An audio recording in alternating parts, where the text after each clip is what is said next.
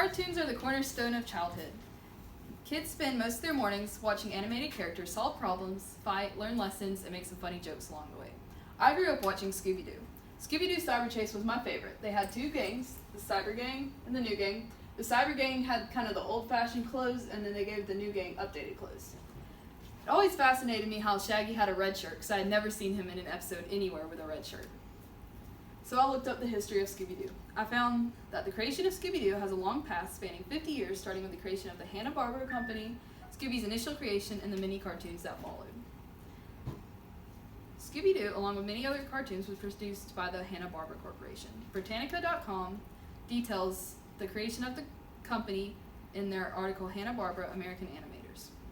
William Hanna and Joseph Barbara founded the company in 1957 after a success with Tom and Jerry. They met when they left both of their jobs to become cartoonists at the Metro-Goldwyn-Mayer Company and developed a limited animation technique which stressed character and witty dialogue instead of action.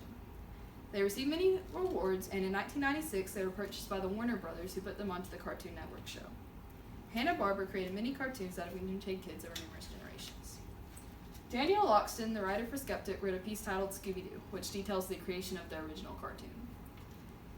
Hanna-Barbera wanted a new cartoon that was similar to the Archie comic, but had teenagers solving crimes and mysteries. They hired writers Joe Ruby and Ken Spears, who created Yogi Bear and the Jetsons, to create this, and the artist Io Takamoto, who joined them. And together the three decided that the dog would be the main character of the show instead of the kids, and they chose to have a cowardly Great Dane instead of a small, annoying dog, which later became Scrappy. Their Great Dane, they decided to make him have bad conformation, such as a humped back, bad legs, and a big chin, which are nothing this normal Great Dane has. And then they made him the wrong color. His name came from a song called Strangers in the Night, which ends with the sounds of Doobie Doobie Doo. The show was very popular, and many other additions were made. Scooby-Doo was first released in September of 1969, so it's almost 50 years old. Ed Gross wrote an article that covers all of the Scooby-Doo series and movies released since then, titled Scooby-Doo Turns 50, and the experts give us the inside scoop, plus a new show with celebrity guest stars. So the first show was Scooby-Doo Where Are You?, which was released in 1969, and it had 2 seasons. Next up, they released the new Scooby-Doo movies, which ran from 1972 to 1973. They were 1-hour episodes and had the gang solving mysteries with like fictitious characters or even famous people. The Scooby-Doo show ran from 1976 to 1978 and had 3 different parts. The first was Scooby-Doo The Dynamite Hour in 1976. 1977 had Scooby's All-Star Laugh Olympics, and 1978 added a 3rd season to Scooby-Doo Where Are You? In 1979, they were needing to boost Scooby-Doo's ratings, so they got rid of Fred, Velma, and Daphne, and added Scrappy-Doo, and had Shaggy, Scrappy, and Scooby solving mysteries for 5 years in Scooby-Doo and Scrappy-Doo. And it boosted ratings, although no one really likes it today. In 1985, they released The 13 Ghosts of Scooby-Doo, which had Shaggy and Scooby and Scrappy and Daphne, as well as Vincent Van Gogh, solving mysteries and catching the 13 ghosts they'd let loose. In 1988, they released a pup named Scooby-Doo, which took the gang and made them children instead of adults and had them solve mysteries there. Scooby-Doo's animated movies were first released in 1987, and they still run through today. There have been 40 released. The first was Scooby-Doo and the Boo Brothers, and they released about 2 a year, including Scooby-Doo and the Cyber Chase. Their live-action movie started in 2002 with the original Scooby-Doo.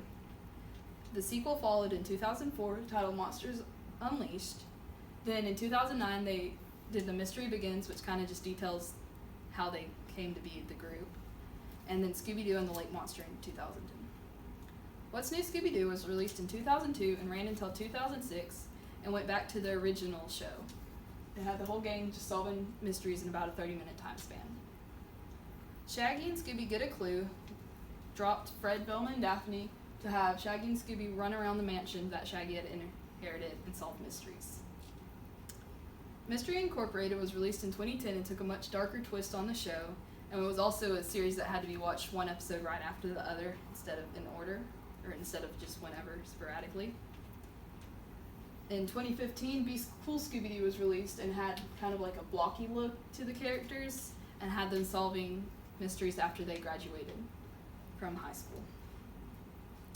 Scooby-Doo and Guess Who was released this summer and kind of is like the new Scooby-Doo movies in the fact that they solve mysteries with guest stars, both real and fictitious. 2020 has a plan to release a movie called Scoob, so Scooby still has a bright future of continuing shows and having kids watching it. So I found out that Shaggy had his red shirt on in the Scooby-Doo and the 13 Ghosts, and it was used just to make differentiation easier in Scooby-Doo Cyber Chase because Shaggy's outfit really hasn't changed. Scooby-Doo still remains one of my favorite shows to just sit down and watch if I need to relax. And yeah, that's it. Thank Do I you. stop it?